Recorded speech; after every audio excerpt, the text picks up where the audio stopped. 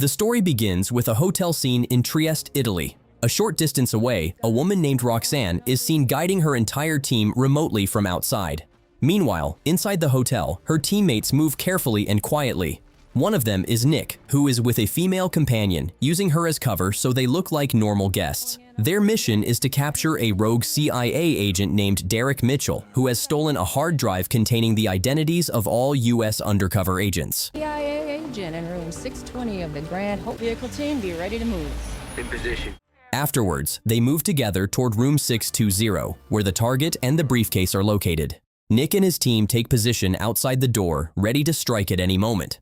Meanwhile, the London headquarters monitors everything in real time. As soon as Roxanne gives the signal, Nick and his team enter the room, quickly take control of the situation, secure the rogue CIA agent, and grab the briefcase. At that point, everything seems to be going exactly according to plan. The union's boss, Tom, watches through CCTV and feels relieved seeing the mission going smoothly. However, just as the team reaches the exit and moves toward their extraction van, the van suddenly explodes. Instantly, everything turns into chaos. Roxanne quickly realizes the danger and informs the team that they cannot escape from the front, so they must use the back exit. The team rushes toward the new exit point, unaware that a sniper has already taken position. As they move forward, the sniper starts taking them down one by one. Within moments, almost the entire team is killed. Only Nick and Derek are left alive. They both reach a bridge, and at that point, more shots are fired, killing both. Nick falls into the water. Afterwards, a black van arrives, and a man steps out, takes the briefcase, and leaves. In just a few moments, Roxanne loses her entire team, leaving her shocked and confused about what to do next. On the other hand, the story shifts to a construction worker named Mike. He spends a night with Nicole, who is also his 7th grade English teacher. He gets out of her house and returns home, where it is revealed that he lives with his mother and is still unmarried. He seems happy with his simple life. He works throughout the week and enjoys his weekends with friends, going out and having fun.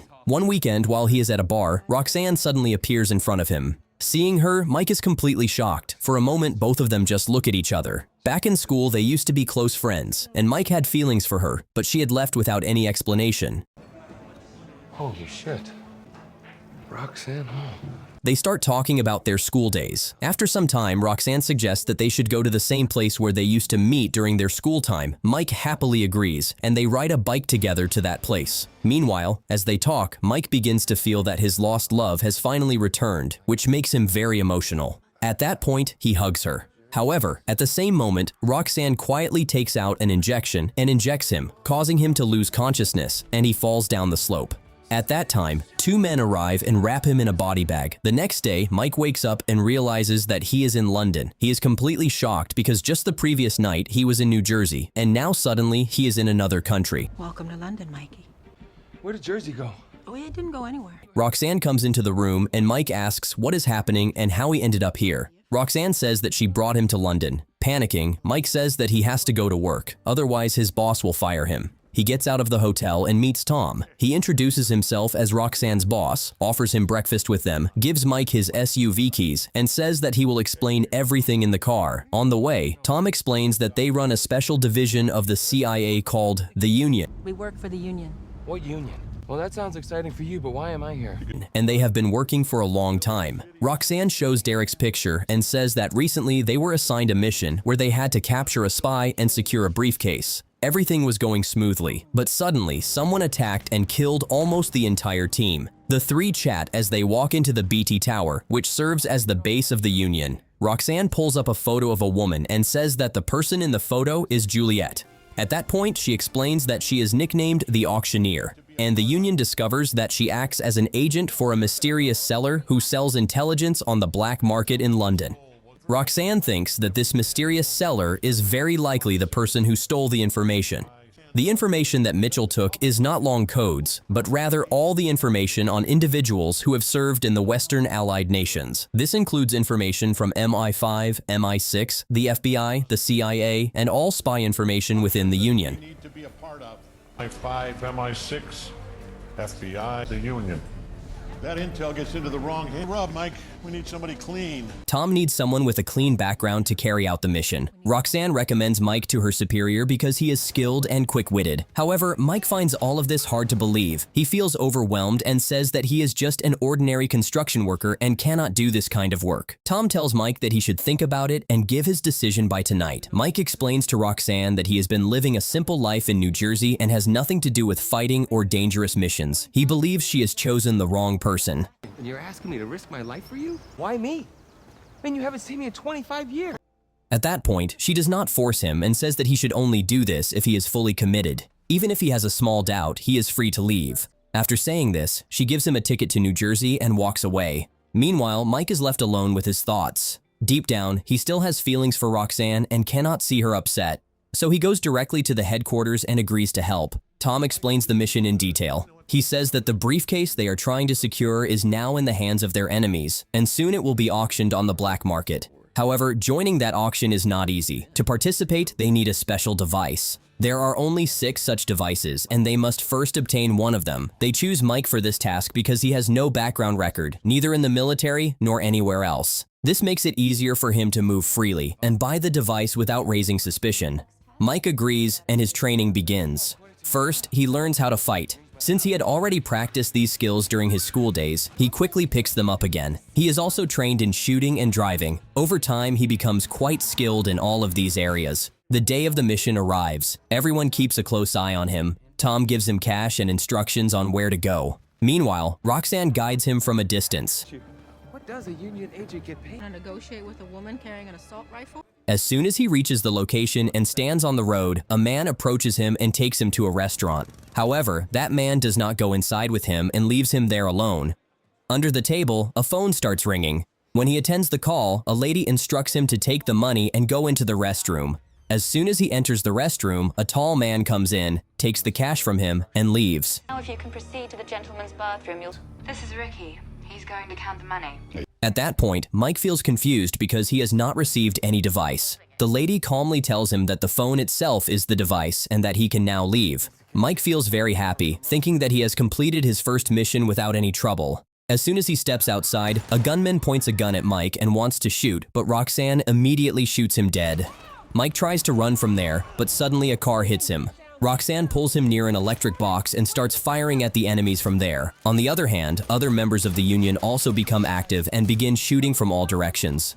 Roxanne asks Mike to take the device and get into a safe place. Mike enters a building and accidentally stumbles into a theater. He spots a group of men in black entering the theater, so he quickly crouches, slips out of the audience area, and escapes into the back alley. Outside, a girl suddenly attacks Mike. At that point, a fierce fight begins between them. While fighting, they accidentally fall into a house. When Mike tries to fight back, the phone slips from his hand and falls into a sink full of water. Afterwards, the girl grabs Mike and starts choking him. As time passes, Mike begins to lose strength and struggles to breathe. Just at the right moment, Roxanne arrives and jumps into the fight. A long and intense fight takes place between Roxanne and the girl.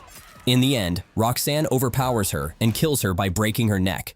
Both of them quickly run and get into the van. As soon as they enter, the team asks about the device. Mike shows them the phone, but it is broken and filled with water. When they check it, they realize that the device is now useless, and their mission has failed. Afterwards, everyone starts discussing who could have attacked them. Some team members start suspecting that there might be a spy among them who is leaking information. Otherwise, the enemies would not have known their plan so clearly. Tom steps in and says that he trusts everyone, and there is no infiltrator among them.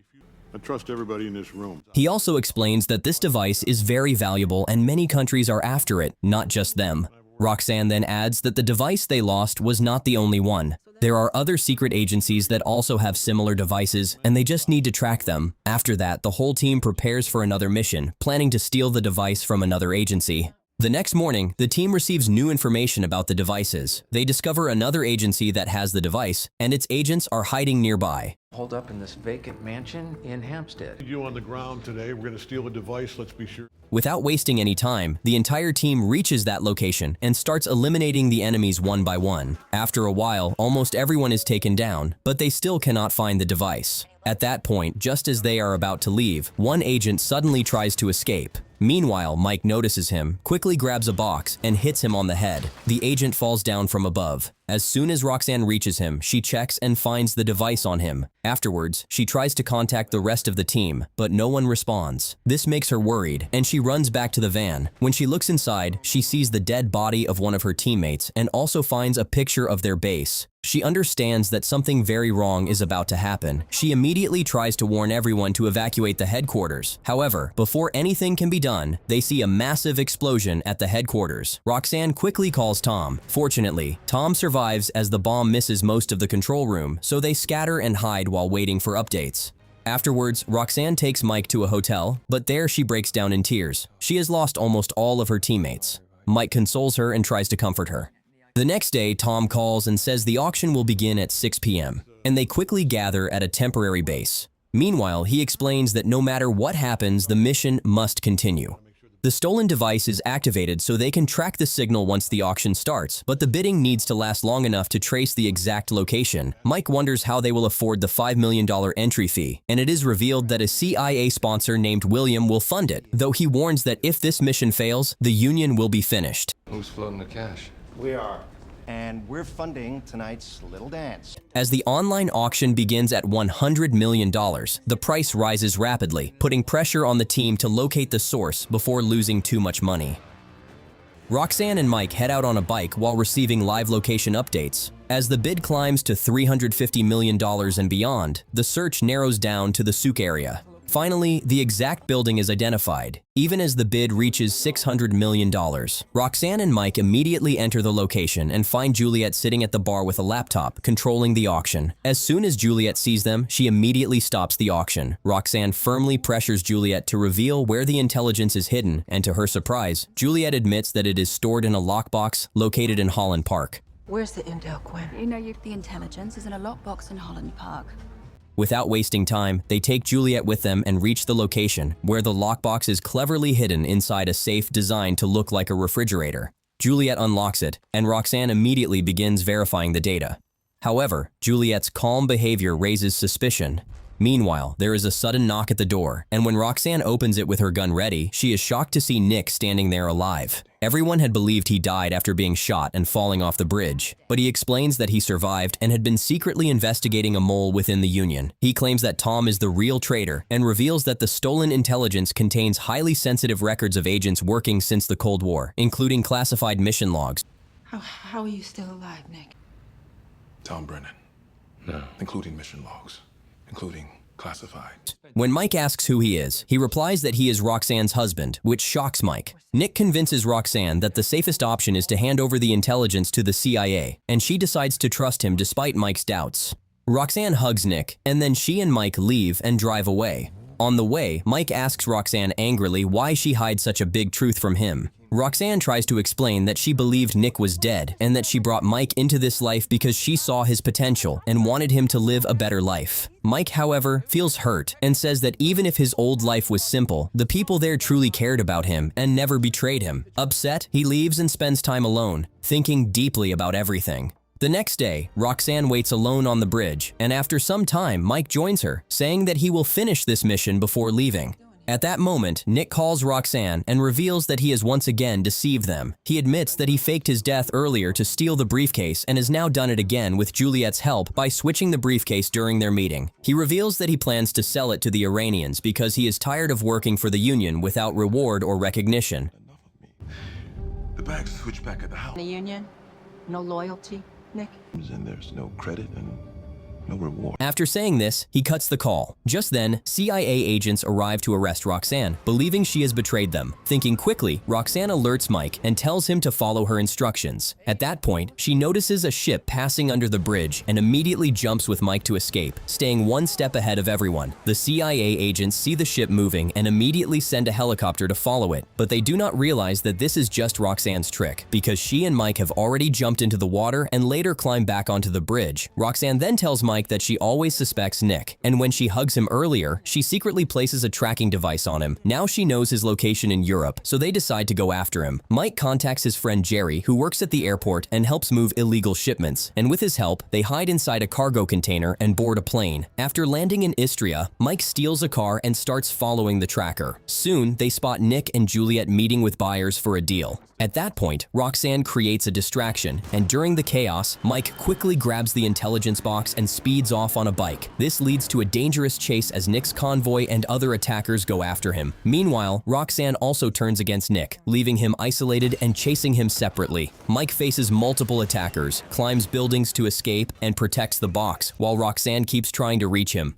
At one point, Nick captures Roxanne and threatens Mike to hand over the box. Mike is ready to give the box, but at that moment, a car suddenly speeds in from a distance, and taking advantage of Nick's distraction, Roxanne manages to break free and quickly slips into a side alley. Mike escapes from there with the box. Nick steals a sports car and begins chasing him. On the other hand, Roxanne also takes control of a nearby car and joins the pursuit. As Mike rushes forward with the box, the people around panic, and suddenly a bearded man driving a black car crashes into him. Mike barely manages to hold onto the side of the vehicle, but within seconds, the man accelerates, trapping Mike inside the trunk. At that point, the man tries to grab the box, while Nick arrives in his car to block him, and Roxanne follows closely behind. Meanwhile, the bearded man switches into another blue car and speeds away, not realizing Mike is still stuck inside. Soon, all three cars race through narrow roads, making the situation extremely dangerous. During the chaos, Mike is violently thrown around in the trunk, and Roxanne hears his pain through the earpiece, realizing he is trapped. Knowing time is running out, Mike forces his way into the front cabin and struggles with the driver for control. At the right moment, he pushes the man out of the car, and with Roxanne crashing into the vehicle for support, the attacker is thrown out, allowing Mike to take control. However, on the other hand, Nick knocks Roxanne off the road, but Mike does not stop and continues chasing him. The cars collide again, and Mike's car gets hit hard, but he jumps out just in time and survives. Shortly after, Roxanne reaches him, picks him up, and together they take a shortcut to intercept Nick near the dock. He grabs the box and tries to escape, but Roxanne corners him near the dock. Nick tells Roxanne to come with him, but she refuses. Then she starts shooting at him and keeps firing until he dies. In the end, they successfully complete the mission and recover the briefcase.